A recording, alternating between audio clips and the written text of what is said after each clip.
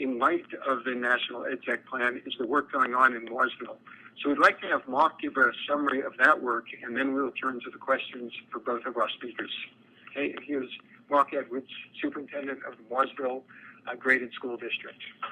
Thank you, Glenn. It's a pleasure to be with you today and colleagues at the Friday Institute, North Carolina State University, and Epic Ed. And, of course, always a delight to be with my colleague and friend, Karen Cater, who I really respect and appreciate the leadership that she's providing for the country and influencing school districts and school systems and teachers and students around the country. So it is a pleasure to be with you. And I also want to thank all of the participants that have taken the time this afternoon to log on and be a part of this discussion that I think will be a lot of fun.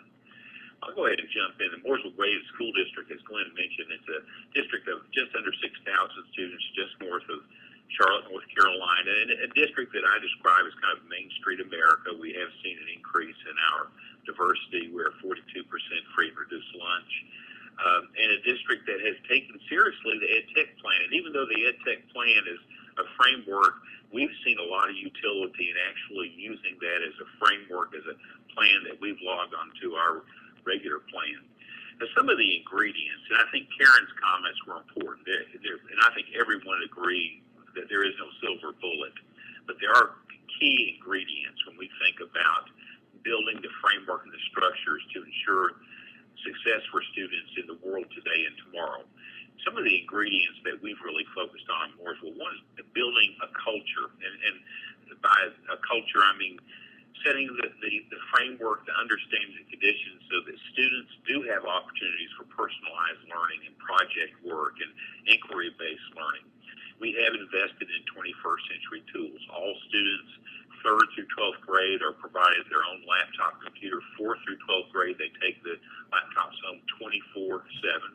We have blended in a very data-rich and intensive approach to instructional practice, using information to provide both students, teachers, schools, and systemic effort to meet the needs of all students.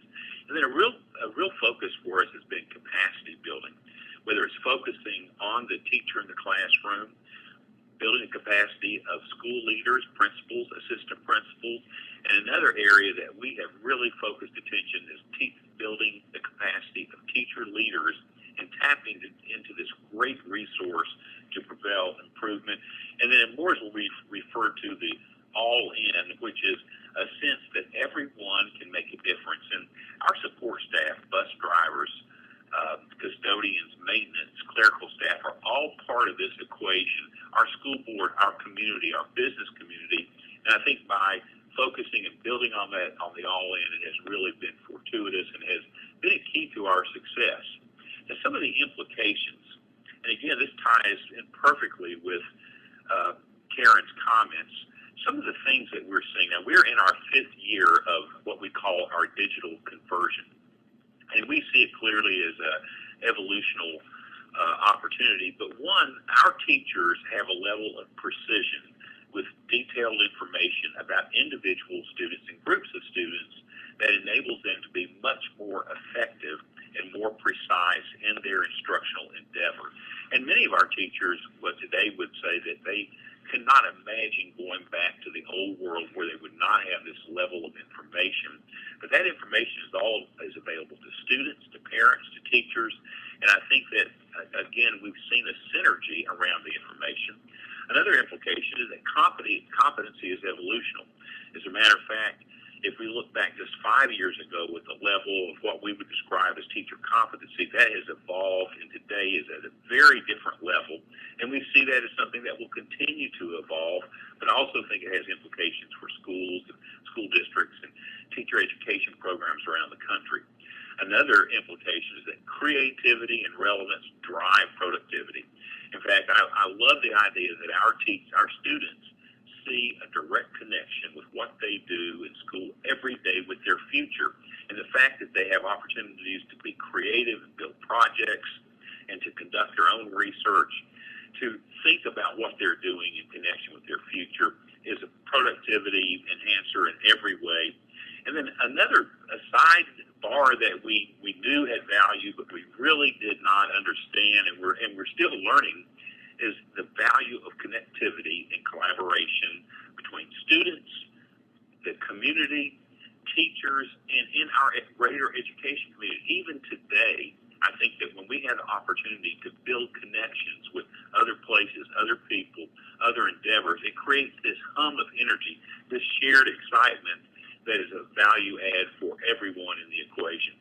And we're very proud of some of our performance data, and I think it's important that as districts are leveraging opportunities to build the infrastructure, the financial infrastructure, that they attach the efforts to performance indicators. The slide that you see now from Mooresville High School shows our composite. These are all state tests in North Carolina, and you can see the trend lines. We're very, very proud of that performance. I will note that during this same time frame, we've seen our poverty rate increase by 25%. We have seen a school system grow by about 10% during that time frame. And again, I would say this is indication of a collective effort of all teachers, students, staff, and community. The next slide that we look at, and I think this is important, it's on scholarships received at Mooresville High School.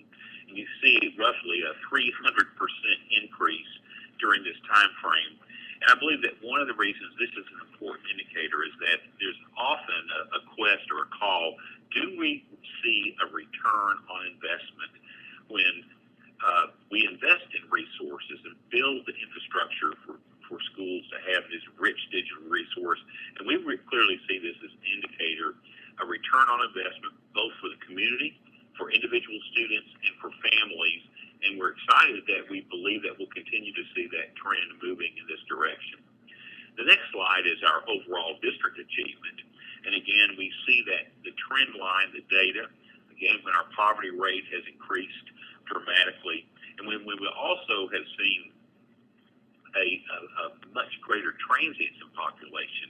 But again, we're very excited about this and believe that we see a synergistic effort, the expectations for students in the community have changed, and the blend of digital resources, a culture focused on every child every day, and then ultimately a sense of personalized learning is translating, and we are extremely excited about it and believe that it has implications for replication around the country.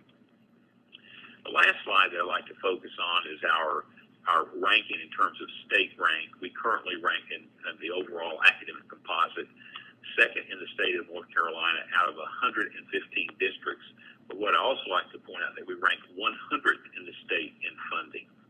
And what we have been able to do, we have dedicated a blocked dollar amount or a percent of our budget, roughly 2.4%, that we use to provide the hardware, the maintenance, everything but the infrastructure. And again, this is a large composite of student achievement, 3rd through 12th grade, and we're extremely proud of that and really believe, again, that from a financial standpoint, it is absolutely doable for other districts to use this model. We have had quite a few districts that have visited Mooresville and have been able to use this model in their own version. And again, at this time, I believe it's time that we'll turn it back over to colleague Glenn Kleiman for further discussion.